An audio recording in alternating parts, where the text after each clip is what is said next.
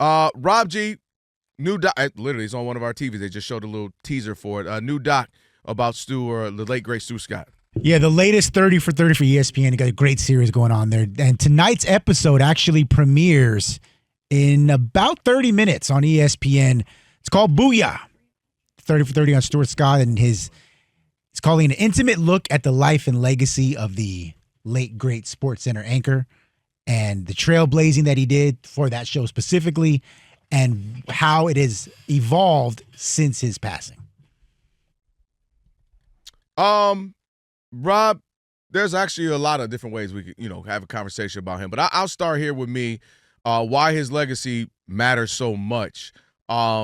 He started when I was adolescent years, 10, 11, 12-ish, like something like that at ESPN. And I think the importance of we talk about representation all the time. When you see somebody like a Stuart Scott, when you see Stuart Scott being able to be who he is, his true authentic self, subconsciously for a young Kelvin and for other young people around the country, it's like, oh, shoot, I get to be me. I get to say stuff we kind of saying around the neighborhood. I get to kind of, okay. And it subconsciously weighs in the back of your head. And around that same time, you had Arsenio Hall was doing his show. And again, you're like, wow, so a young black man can do late night, because at that point there really hadn't been any for the most part. So people like Stu, people like Arsenio Hall, who's a friend of our show, of course, shout out to him, they start to put things in your brain, a young Kelvin Washington, like, man, I can do that. I can look like that. I can be that. I can be myself. And see, Stuart Scott was so important. And you know this, having been in the industry, one of the things that also the struggle with that comes during a certain era, you also fought with, well, you can only be the only one. And so I don't think he'll mind because it's in his book. Mike Hill talked about this. Shout out to Mike Hill. In his book, how when he got to ESPN, there was the attitude of, well, you can't do all that hippity-hoppity stuff because Stuart already does that. And I do think you had to fight through that era of, like, we already have one. And I remember as I started to get into this industry, like looking to be a news anchor, reporter, sports reporter, all that stuff, you kind of felt like, oh, well, I can't do that because they already got a brother there. And so he was fighting through with Stuart Scott was such being a bridge to the changing of the guard, the bridge to opening up this country's mind to what can be, being a bridge to the ideology that you can have multiple African Americans who have, little swag and being themselves and being authentically themselves. He was a huge bridge to opening up what we see. You and I might not be doing a show if the changing of the minds didn't start where, oh, you can have two brothers on the show, because historically that just wasn't how it was. So his legacy is great. Obviously, his battle is fought with cancer. He did that ferociously and the best of his ability, obviously, before his passing, and the legacy he leaves with his daughter. So I'm interested in seeing that. But just for somebody like me growing up, watching him, seeing who he was, how he represented, how he was himself, that stuff made an impression on me, Rob. It's like, oh, I really can do this. There's really an opportunity in this. Did you ever get to meet him? Yeah. Okay. So and for those who don't know, you and I, we go every year to NABJ, National Association of Black Journalists. And I got to see him, and I got a picture with him and got to chop it up with him a little bit. And so I was very appreciative of that because it wouldn't be too much later before his passing. But, yeah, I did get to meet him a little bit. The only thing I want to see about as someone who, was there at ESPN during when Stuart was there, and I just showed you a nice picture. Yep. That it was me, Lomas Brown, Lomas. and Stuart Scott.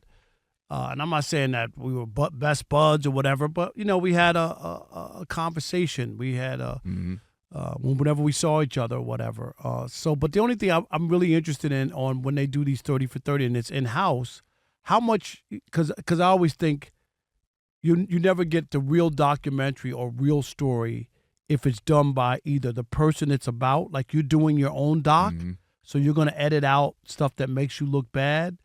And if you're ESPN, for as much love as they give Stuart Scott now, that's not how he came in. Mm-hmm. That's what I want to see is, do they tackle that? Do they talk about the uphill battle? All the stuff that he went through. And there was the hip-hop slang and black vernacular that a lot of viewers in mainstream didn't like and thought it was inauthentic, that it was a shtick rather than genuine, and alienated some people and even people in ESPN management. So he wasn't embraced in death. He's been embraced, and wow, how hip and cool he was. But I don't think that was how it was originally when he first got on the air. He's a talented guy, and yes, he did what it wasn't an act. This is what his convo, the way he would talk about sports with his friends. I've always felt like First Take, as much as people, because First Take gets bashed a lot and debate TV gets bashed a lot, and I take offense to it. I really do.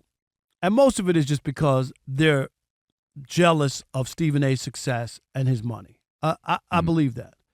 Because sports debate is what we've done in barbershops our whole lives. So when I hear people talk about that debate stuff, what?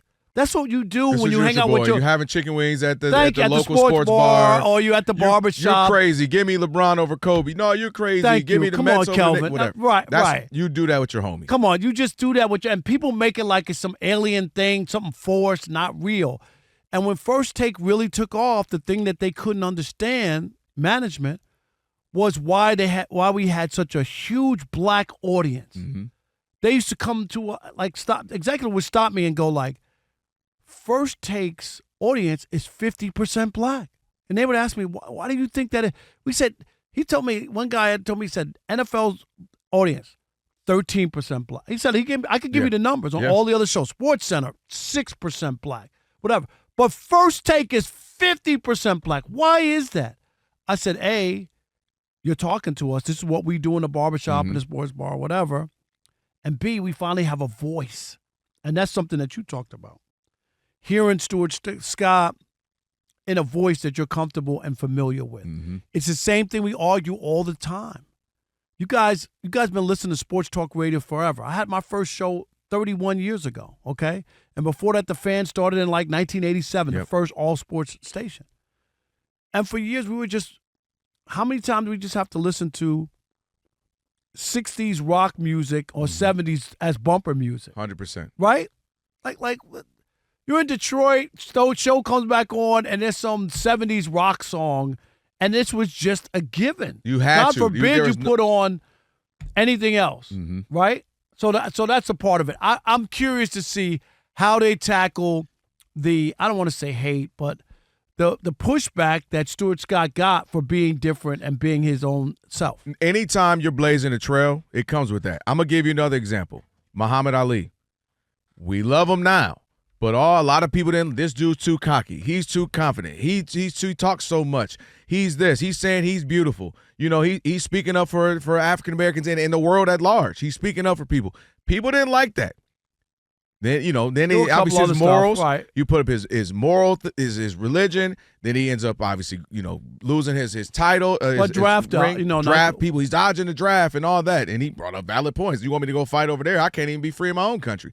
And then, obviously, as the years go by, people start to catch on and like, oh, Muhammad Ali. But in real time, you're right. When you're blazing a trail in real time, you will not necessarily be loved. It won't all be warm and fuzzy. Do you think they'll deal with it? How much? I think if they're doing it justice, they have to say initially this was different. And with different comes pushback. I'm curious to see that part.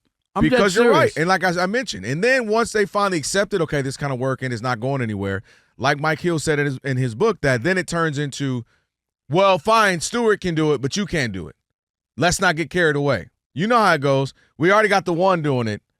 We can't have a bunch of you doing it. And that's just how things go. It's kind of almost like a pathway. It's just the steps of how things progress. That's why I'm surprised that you're here working with me, because I had a white partner first, and then they put you on the show. I was shocked. He's just light-skinned, man. Is he like? He's just light-skinned. Oh, I'm sorry. I thought, that's all. Okay. He's just light-skinned. Don't do that.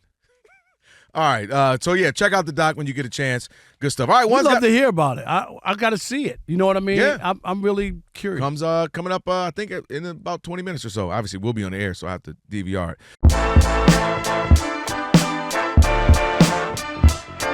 All right, Rob, so they're watching us right now, which means another thing they can do is what? They can subscribe. All you got to do is hit that button, subscribe to The Odd Couple for some of the best sports talk content in the nation. Facts, and while you're at it, they can like, they can comment, they can share. Do all that for us. We appreciate it. Just do all that right up in here.